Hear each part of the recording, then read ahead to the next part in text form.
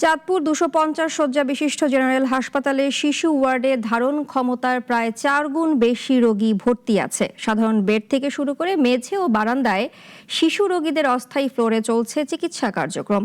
হাম রোগীদের জন্য আলাদা করে ৩০ শয্যা বিশিষ্ট আইসোলেশন সেন্টার খোলা হয়েছে। রানা রহমানের রিপোর্ট, জানাচ্ছেন শাশ্বতী সরকার। প্রচণ্ড গরম ও আবহাওয়া পরিবর্তনের প্রভাবে চাঁদপুরে বেড়েছে শিশুদের ভাইরাসজনিত বিভিন্ন রোগের প্রাদুর্ভাব।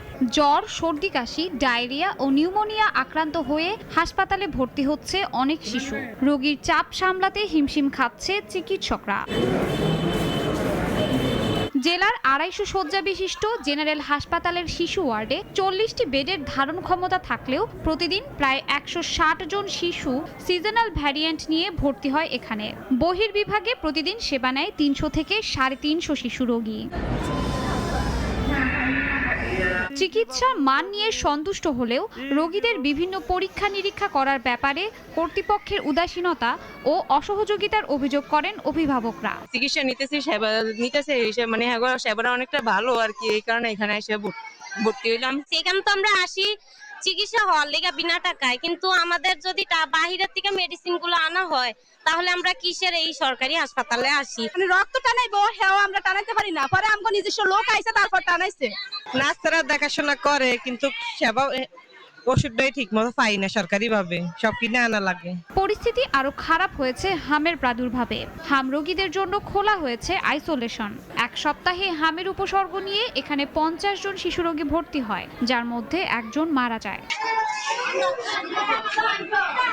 হাসপাতালে পর্যাপ্ত শিশু বিশেষজ্ঞ, ডাক্তার ও নার্স স্বল্পতার কারণে বাধাগ্রস্ত হচ্ছে সেবা প্রদান।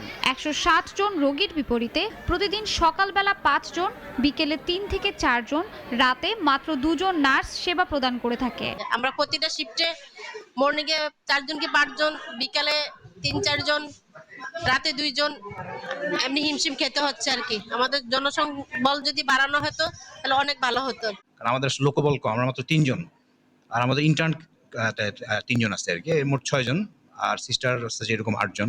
তো এদের নিয়ে আমাদের কাজ চালাতে হয়। এখানে হয়তো বা কিছু গ্যাপ থাকতে পারে, যে আমাদের হচ্ছে যে বরাদ্দগুলো হয় সেগুলো আসলে ৪০ বেডের এগেইনস্টই হয়। সেবা প্রদানকারীদের সংখ্যা বাড়িয়ে সুচিকিৎসা নিশ্চিতের দাবি এলাকাবাসীর। শাশ্বতী সরকার, নাগরিক।